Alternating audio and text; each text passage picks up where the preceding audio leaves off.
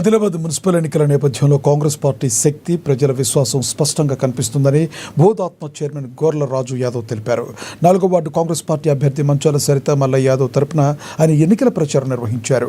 తెలంగాణ రాష్ట్రంలో కాంగ్రెస్ ప్రభుత్వం అధికారంలోకి వచ్చిన తర్వాత ప్రతి వర్గం ప్రజల సంక్షేమం కోసం చారిత్రాత్మక నిర్ణయాలు తీసుకుంటుందన్నారు.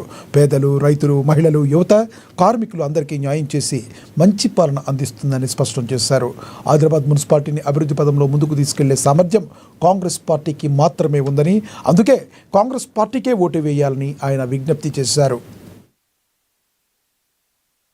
అధికారంలో ఉన్నటువంటి అభ్యర్థిని గెలిపిస్తే మనకు అన్ని పనులైతే, అధికారంలో లేని వాళ్ళకి మనం ఓటేస్తే అది మనం చెర్ల నీళ్ళల్లో మోరలేసినట్టు. అందుకొరకని మీరందరూ తప్పకుండా మన సరిత మల్లయ్య యాదవ్ గారిని భారీ మెజార్టీతో గెలిపించాలా. ఇంకోటి ఏంటంటే, గత 10 సంవత్సరాల నుంచి చూస్తున్నాం మనం. బీఆర్ఎస్ గవర్నమెంట్ ఉండే, బీఆర్ఎస్ గవర్నమెంట్ ఒక్క రేషన్ కార్డు అని ఇచ్చిందా పలకన్నా? ఇప్పుడు కాంగ్రెస్ గవర్నమెంట్ వచ్చిన తర్వాత ప్రతి ఒక్క గరీబ్ గారికి ముఖ్యుడు పువ్వ తినాలా, వాళ్ళు మంచి సన్న బియ్యం తినాలనే ఉద్దేశంతో పాటు మనకు ఈనాడు రేవంత్ రెడ్డి గారి నాయకత్వంలో మరి ముఖ్యమంత్రి రేవంత్ రెడ్డి గారు ఖచ్చితంగా పల్లెలను పట్టుబొమ్మలు వేయాలా.